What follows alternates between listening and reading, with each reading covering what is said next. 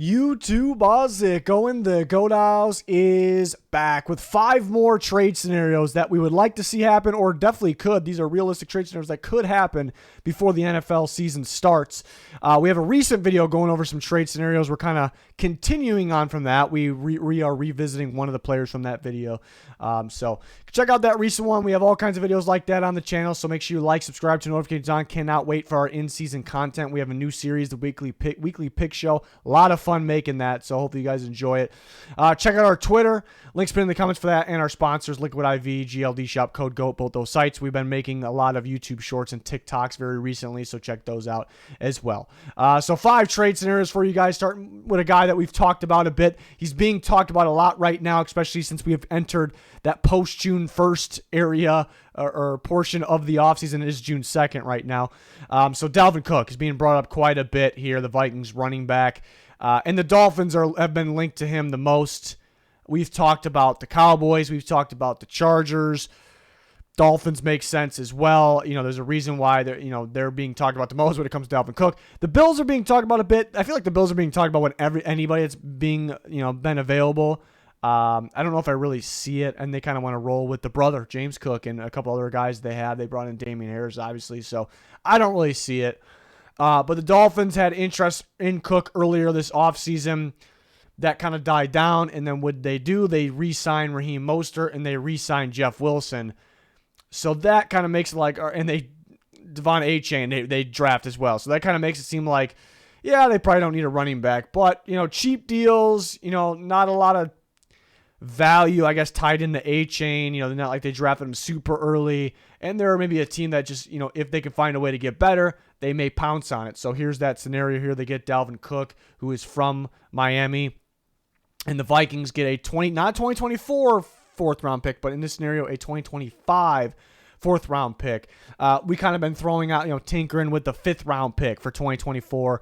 In the past, it's still very much in play. A little bit different here. 2025 fourth round pick. Two interesting things when it comes to cap space. Number one, the Dolphins now have just over $13 million extra from the post-June 1st release of Byron Jones. So they actually released earlier in the offseason, but they designated him post-June 1st.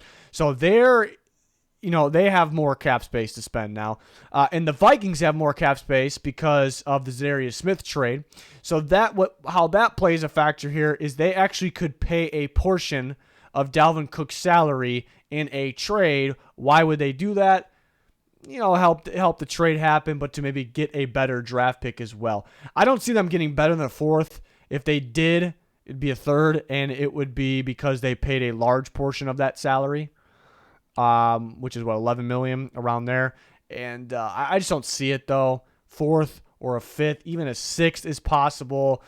They want to get something. It sounds weird, but something out of nothing. I mean, you got like a potential star running back here, but they have a long list of running backs on their roster. They re-signed Alexander Mattison to a pretty decent deal. They like him as an every down back, so kind of helps both teams here. I know in terms of talent, maybe he's more valuable. In terms of talent, he's worth more than the 4th or the 5th round pick, but it's just kind of the way it is right now. So this makes sense. Given both teams clearing some space, but obviously we've talked about other teams in the past, Cowboys, Chargers, but the Dolphins keep being brought up when it comes to Dalvin Cook. Here's another one. We talked about Trey Lance in the past. That was like before the draft, and it was like he can go to this team, this team, this team. Those teams were kind of felt like the Titans, the Colts, the Texans all happen to be AFC South teams. Coincidence, but they all drafted a quarterback very early for 2 of them, and pretty early when you factor in the Titans with Will Levis in the 2nd round.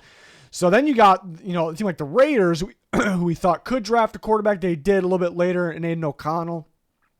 Also signed Jimmy Garoppolo, but very recently, you hear reports about, Jimmy Garoppolo needs to pass another physical before the season. If he's not, then he'll be cut. And they shifted his signing bonuses over into his salary, so they won't, take a cap charge with those. Smart given the situation, I suppose. But so that, since they did that too, like they were extra careful. Like if they would have left the signing bonuses, signing bonus alone, it would have been like, all right, they are very, very, it would have been risky as hell, but they are very, very confident with him passing the physical, him being healthy, him being the starting quarterback week 1. They did not do that.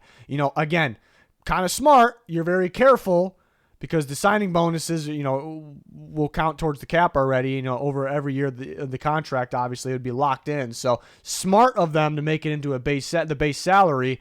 But it also says something. It also says something there with Jimmy Garoppolo that they're maybe a little worried he doesn't pass that physical. So then they're, without a quarterback, not actually, because they have Brian Hoyer, they have Aiden O'Connell, but you would like to find Brian Hoyer is like a career backup. He's a backup, smart guy to have in there to mentor. Aiden O'Connell's not going to be ready yet. That's going to be a disaster, in my opinion, if he has to go. Be something to watch, but and Trey Lance is a little bit more of a, somewhat of a project still, but he's talented. He's got upside. He's got some experience at least. And then Jimmy Garoppolo coming from the 49ers, Trey Lance coming from that same system. So, back behind Jimmy Garoppolo or taking over for Jimmy Garoppolo, kind of funny, but you actually can see it if the Raiders need a quarterback here. I think they would wait a little bit. Trying to figure out the value. We've talked about this in the past. You're trying to figure out the value for Trey Lance, a little tricky. Still has a lot of upside. Room to grow, was a top pick for a reason. I would probably trade more than this and take that gamble. Could be a second round pick, could even be a second and a mid round pick or a late round pick. At this point, don't see a late first, but 2/3 is what I came up with here. I don't know if the Raiders would do anything more than that. And if we get to that point where the 49ers like, yeah, Purdy's back, he's looking good, and we like Sam Darnold, we're going to hear him good thing about Sam Darnold. It's like, all right, let's get something for Trey Lance here because he actually, could he be the third string? That's a question, I guess. But so they get something here. They got 2 third-round picks, but I still think he holds some value there. So the Raiders get their quarterback that, it's kind of a win-win because they could use him now depending on the Garoppolo situation and for the future because Garoppolo really isn't the long-term future. It'd be funny if it ended up with both those Niners quarterbacks again. Just in a different place, but could see it there. Could see it.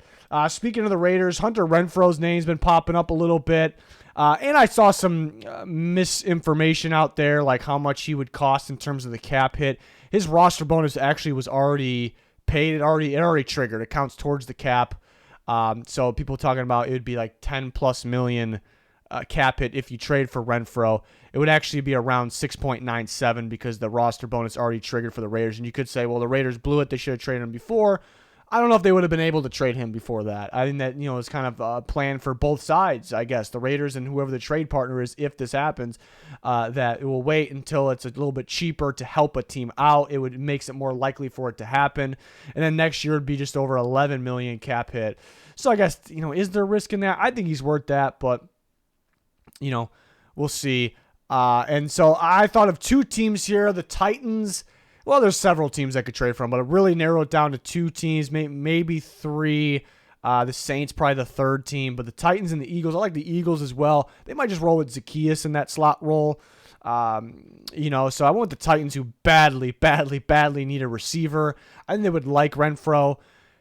Trade compensation is a little tough. A little cheaper this year. It's a really good value deal with the 6.97 million cap hit, but then next year, 11. But could you just move on from them if you absolutely need to? You could. So for I could see the Raiders accepting like a low ball offer because it's the Raiders. I guess they kind of did with Darren Waller as well.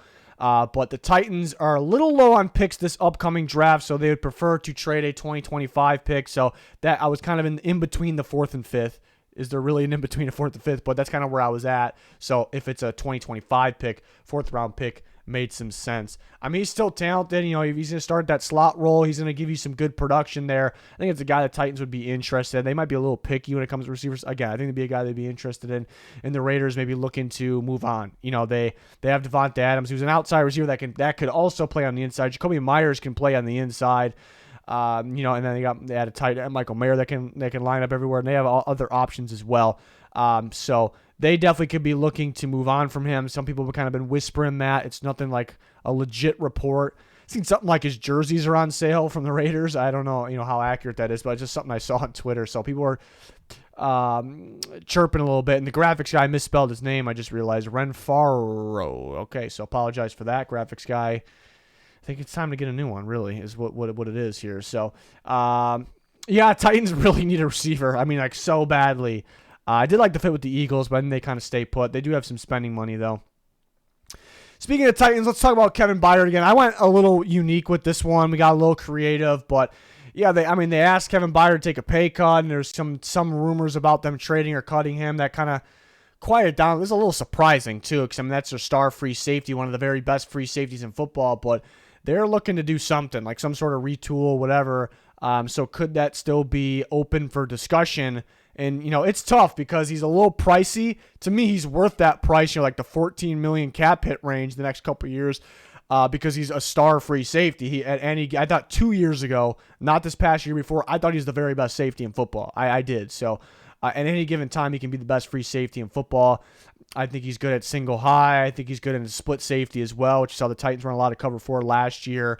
The Saints were run man coverage with split safety, two-man under, help over the top. They like the guys with the range. They had Marcus Williams for a bit. They lost him because he was extremely pricey. And they actually have some spending money, believe it or not, in terms of cap space right now. They are a little tight in the future, but they worry about that when the time comes. They're not going to be worried about that right now. So maybe try to get something. I actually think he's better than Marcus Williams, but something kind of like around that range again. Marcus May is a pretty good safety. I think he's more of like a versatile, like he's not like strictly he can be good for the Saints. Don't get me wrong at all. I like Marcus May, but this is a little bit more like it, where in terms of how much they value the position. Byard's very, very valuable, and it's just more of a fit in my opinion. So they can actually swap safeties here. That can help a little bit on both sides. The Saints could shed a little bit of space. It's a tiny bit, just under $2 million. And the Titans get a body back and still clear that space. A second-round pick goes to Titans. I think Byard is pretty valuable, so a second-round pick makes sense. The Titans are getting a pretty good safety in return, so then you swap the 4th and the 6th to kind of even it up a little bit. It does seem like probably better value for the Saints, but May is very cheap this year, and it's still a pretty good body there that could fit the Titans' defense. So this is a little bit more of a bold one. But the reason I kind of had to get bold and unique here is kind of going back to what I was starting to say, is that, Byard is, even though he's very valuable, very talented, he's a little pricey. So how many teams could afford like the 13, 14 million cap, this year and the next couple of years? On top of the teams that, also need a free safety, that also feel like he fits, at this stage of the offseason, there is not many. There is really not many. And the Saints may feel like, hey, they might say, we can't even do it. They could do it right now, but for the future, and put themselves in a little bit more of a hole in the future. But they're a team that really doesn't worry about that. So I thought it made some sense there. Get more of a fit and just get better over a guy like Marcus May. But I think he'd be very, very useful and a good player for the Tennessee Titans because he's a good safety, and they like those kind of unique type players too. So I thought that made sense, even though it's a little bit more of a bold one. And let's talk about another quarterback here, Matt Corral. Who was drafted by the Panthers, not this past draft, but the year before, obviously 2022, who's a very good prospect out of Ole Miss. But, yeah, I wasn't one that was super high on Matt Corral because, it was definitely a unique type system there under Lane Kiffin. And you worry about him kind of taking the hits, and he was already injured as well. But, yeah, a lot of upside. He was just a third-round pick a couple years ago, last draft, I should say. So there's still some sort of value there. I think the Packers badly need a backup quarterback. I don't think Sean Clifford's the answer as the backup quarterback. Jordan Love is their guy. There's no guarantee with him. What if he struggles? What if he, gets, it goes for anybody. What if he gets injured? You want to have a decent backup here. I could see Corral kind of being a little bit a good project, a project in a good way for LaFleur's offense too, and get another guy with some upside in case you want to move on from Jordan Love in the near future. We got Corral we can look to add a better quarterback. We have Corral that we're working on as well. Makes a lot of sense. So 4th round pick made sense. Maybe he is a little rich though because coming off the injury, the Panthers, he's down the depth chart for them. Bryce Young is their future, and they have Andy Dalton as well. So a 2025 6 back to the Packers is what I came up with. Maybe the Panthers would rather just stash him, but they could use some picks next year. So 4th is pretty good. Even if it's a swap, it's pretty good to get that pick. So I think the Packers are a team that just really needs, another quarterback, and you get one with some upside. Like if Jordan Love doesn't work out, if you another guy that maybe he'll work out, so worth the risk there. So those are 5 trade scenarios I thought of. It's not like, earlier in the offseason, the trade deadline, we got like a list of these. It's really not that time of the year, but I did really like these ones here. In the most recent video, we talked about guys like Chase Young, Buda Baker, like Dalvin Cook again. Cortland Sutton, guys like that. So you can check out that somewhat recent trades video. It has like 5 or 6 on there as well. It's still pretty up to date. I had Carl Lawson in there. That's not going to happen now because just after then, the Jets reworked his deal, so they're going to keep him around, so it makes sense. But that'll wrap it up for this video. Let me know your guys' thoughts. If you thought I should have sent some of these guys to a different destination, let me know in the comments. We're always talking with you guys on Twitter as well. Twitter subs get the bonus content. Record predictions right around the corner here. We got our new series, the Weekly Pick Show. Check that out. We have a ton of fun recording that, so hopefully you enjoy it. It's going to do it, though. Thanks for watching. Goodbye.